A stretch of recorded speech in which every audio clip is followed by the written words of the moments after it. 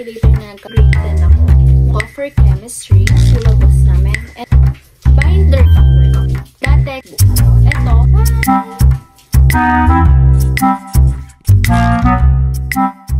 Hi vlog! So, for today's video is i-show sa inyo kung ano yung laman ng school bag ko. O, diba? Meron na akong introduction. Since wala akong content, gagawin ko na lang is ipapakita ko kung ano yung laman ng bag ko ngayong junior year. Mas madami yung gamit ko this year compared last year and last school year.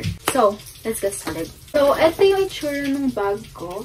And hindi siya beige. Actually, naghahanap ako ng color beige na bag since yun yung favorite color ko, beige. Pero, si mommy yung bumili neto. And I really love it kasi, ano siya, heavy duty siya. Like, ang dami kong gamit na kailangan dalhin. And eto, hindi pa rin siya sira. Like, at the same time, mamaya papakita ko is meron siya lalagyanan nung Chromebook or yung laptop namin. Okay, so let me start muna dito, which is yung pinakamaliit na zipper ng bag ko. Usually, ang nilalagay ko dito is yung charger ko. Actually, nandito din dapat yung charger ng Chromebook ko. But, I decided na hindi nadalhin yun. Kasi mabigat na yung bag ko. So, ayun. Next is yung second zipper. Nilalagay ko yung alcohol ko here. Lotion. So, ito yung makeup kit ko. Makeup kit.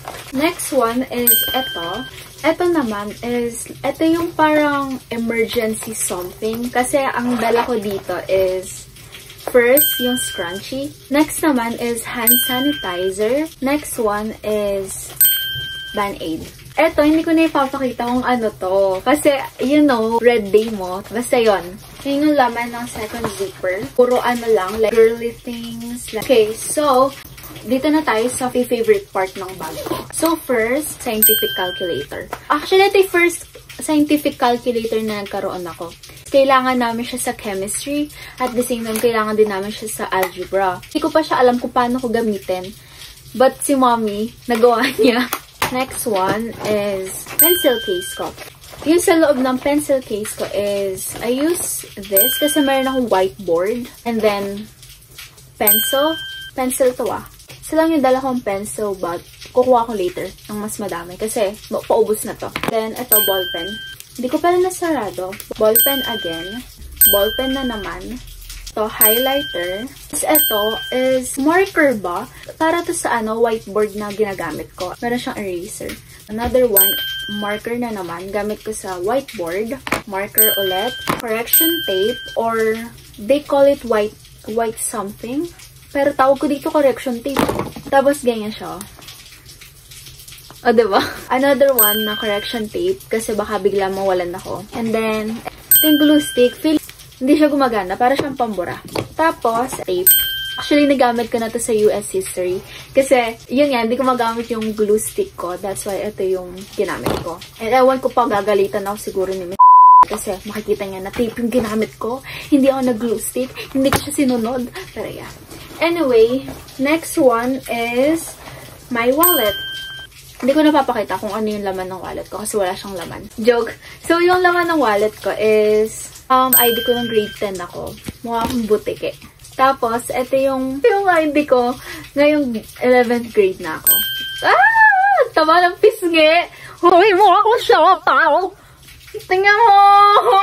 Ito naman, kung pumunta kami Disneyland, yung birthday ni Gianna. Kasi galing sa kanya to eh. And another one, ito yung picture namin ni Gianna. Ito, galing sa kanya to, bigay niya sa akin nung birthday ko. And, actually, madami pa ako neto eh. But, ito yung favorite kong picture namin. That's why ito yung nilagay ko sa wallet.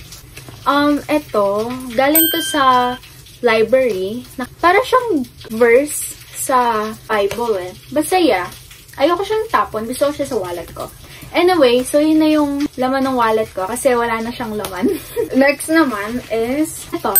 Itong notebook na to. Ito yung unang dala ko nung first day of class. Puro parang reminder something lang. Like halimbawa may pinapadala. Diyan to sinusulat, diba? Next one is yung ano to? Nakalimutan ko anong tawag dito eh. Pero kailangan mo to. Halimbawa magsi-CR ka. Like, mag-restroom ka, ipapasign mo. Next one is yung notebook ko for chemistry. Ito yung parang syllabus namin. And wala pa naman akong sinusulat. What I like about this notebook kasi is because it's beige. Like, tingnan mo. Like, color beige siya. It's my favorite color. That's why ito yung pinili ko. Though, alam ko, kulang tong papers na to. But kasi, next one is my, ito. So, binder to. This is for medical terminology. And, so, if you don't know yung binder, it's like parang ginaganon lang siya. Like, naalis yung mga paper. Like, ano ba, ito, alisin ko. Ito yung requirement namin sa medical terminology.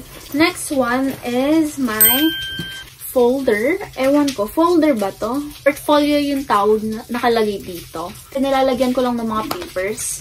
Like, halimbawa, binibigay nilang papers sa akin. Halata ba yung pimple ko? Tingnan nyo, nag-breakout na naman ako. Pero anyway, so ito yung folder. Dito ko lang nilalagay. Next naman is my, tada! My whiteboard. So, actually, bumili ako ng whiteboard for math. Kasi, tuwing nagsasolve ako, lagi akong nagsasayang ng paper. At the same time, ayoko lang yun kasi nalilito ko kung nasan na yung notes ko tsaka nasan yung mga pinagsusolve ko. So, bumili ako ng whiteboard. Kailangan mo lang siyang burahin. So, para before you put your final answer, at least na-solve mo na dito, diba? Hindi mo na kailangan magsayang ng paper. Yun yung gusto ko dun sa whiteboard na to. Next one is my Chromebook. Chromebook or laptops. Ruler. So, yun na yung laman nung pinakamalaking zipper. Mostly, puro siya pang school supplies. So, yeah.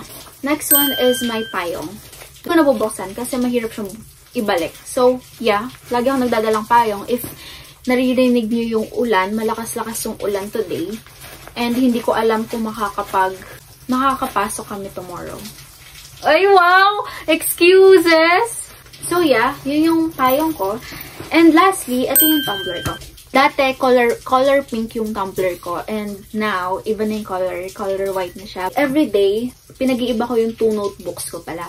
Lagi kong pinapalit is itong dalawang notebook na to. Ito, for algebra na to, algebra, Spanish, at saka homeroom ko. Ito, para to sa English ko. And, sabi, ang requirement is composition book. So, makakapigil sa akin, kung composition book sa kanila, spiral na yung sa akin. Lagi ko pinag-iiba tong dalawang to. So, lastly, ito naman, puro to sa files. Actually, hindi ko pa nagagawa. So, yeah, that's it for this vlog and I hope nag-enjoy kayo.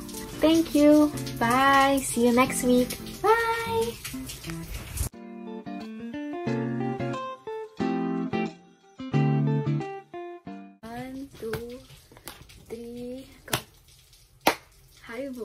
Hi vlogs. Hi vlogs. So for today's, wow, may introduction na ako. 1, 2, 3, go. Hi vlogs. So for today's video, the heck.